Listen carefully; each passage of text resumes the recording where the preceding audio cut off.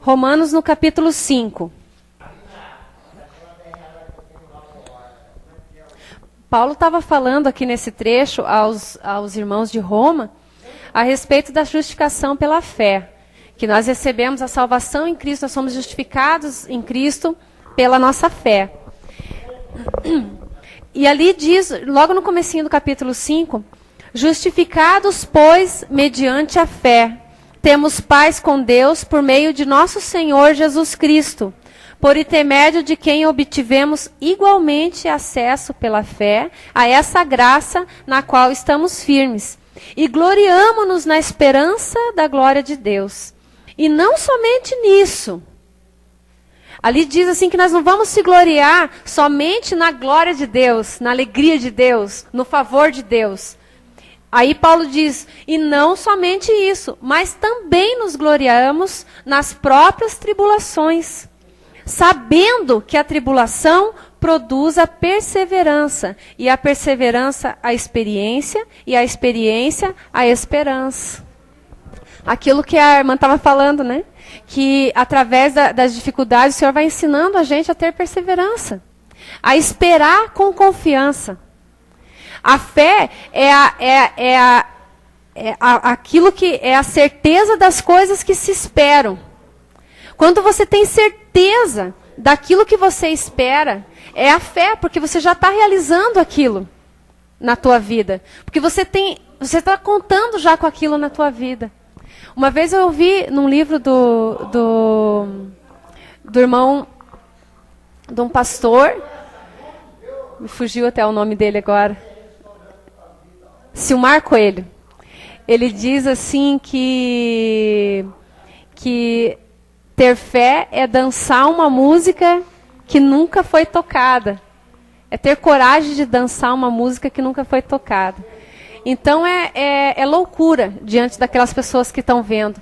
Mas, como que você pode ter tanta certeza que vai acontecer isso? Como que você vai conseguir comprar a tua casa? Como? De onde? Se você somar tudo que você trabalhou até hoje, não dá o valor que essa casa custa. E como que você pode sonhar tanto com uma casa tão grande? Né? E a palavra de Deus diz que todas as coisas são possíveis àquele que crê. Eu tenho testemunho de uma irmã que ela, a primeira vez que eu fui na casa dela, ela abriu a porta para mim, eu até me surpreendi, assim, quando eu entrei lá, era um condomínio de luxo que ela morava. E pela simplicidade dela, pelo jeito dela ser, né? Aí entramos assim naquela casa, uma casa maravilhosa, maravilhosa. E aí ela falou assim para mim, essa foi a casa que Deus me deu. E aqui nesse condomínio só mora médicos e advogados. E eu não ganho salário de médico nem de advogado, ela falou. Aquelas palavras ficou gravadas no meu coração. E eu vi assim, meu Deus, como Deus é maravilhoso. Como que Ele dá aos dele aquilo que Ele quer. E o melhor Ele tem reservado para aqueles que o amam. E o amor que ela tinha pelo Senhor Jesus era transparente na vida dela. E Deus abençoou ela e cuidou dela e guardou ela e não deixou nada faltar. Ela era aposentada, vivia com aquele salário de aposentadoria e ela disse que nem sequer o valor do condomínio ali, que era quase o valor que ela recebia de salário, ela disse assim que Deus provia de uma forma ou de outra e ela nunca atrasava um mês nem nada.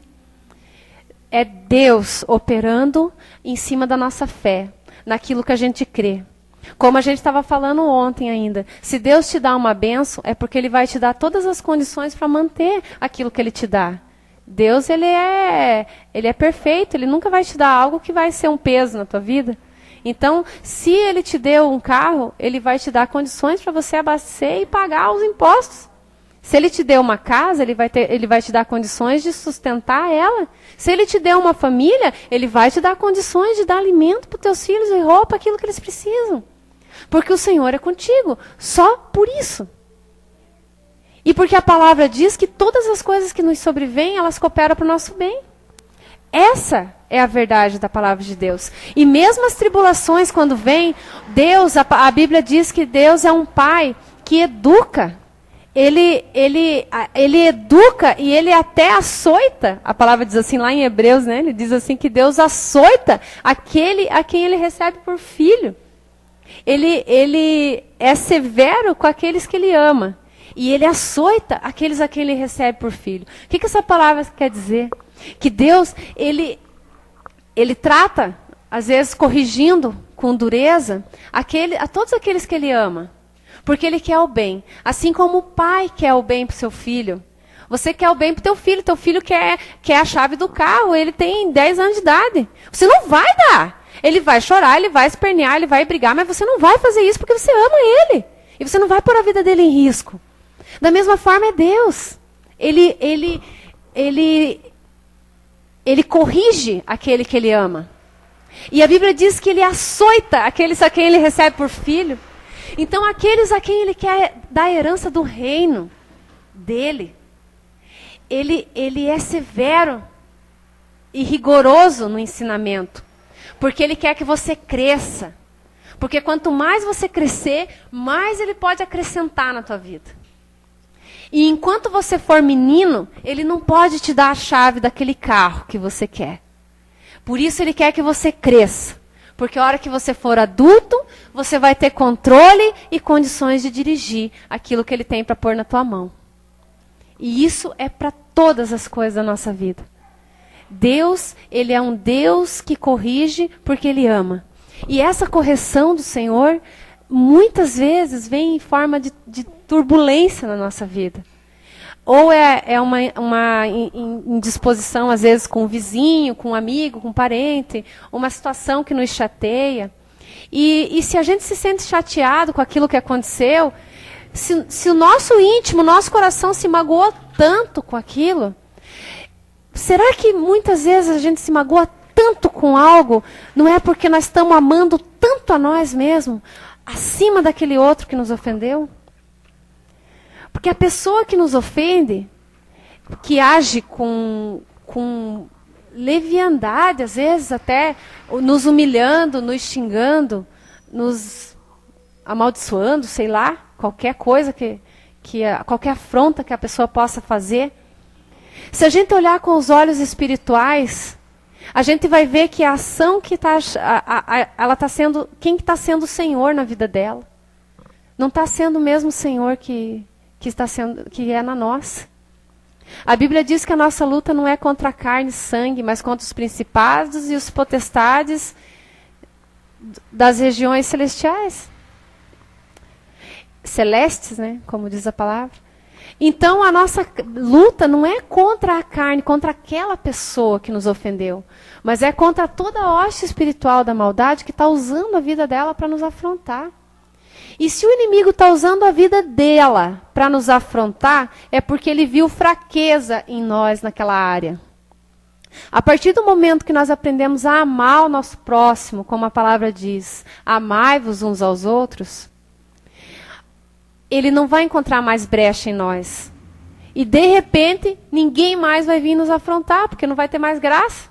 A hora que vier alguém te acusar, te ofender, você vai levantar a tua mão e vai abençoar a vida daquela pessoa. E vai orar por ela, como a palavra orienta. A Bíblia diz assim, amai os vossos inimigos. Amai os vossos inimigos. E orai pelos que vos perseguem. A sabedoria do Senhor Jesus quando disse isso, conhecedor do mundo espiritual, porque quando você ora por alguém que te persegue, não é aquela pessoa que está te perseguindo, são os principados e as potestades, os dominadores que estão usando a vida dela para te perseguir. E quando você ora por ela, você dá legalidade no céu para que os anjos do Senhor venham entrar em teu favor e repreender todo aquele mal que está agindo sobre a vida daquela pessoa. E ela para de te perseguir. Porque não é ela que está agindo daquela forma, mas o mal que está sobre a vida dela. E se a gente for olhar as pessoas com esses olhos, que é com os olhos do Senhor, você vai amar a vida delas como o Senhor amava. O Senhor, ele repreendia duramente os fariseus, os saduceus, os estudiosos da época, que traziam confusão sobre a mente do povo. Mas ele nunca desacatou nenhum deles.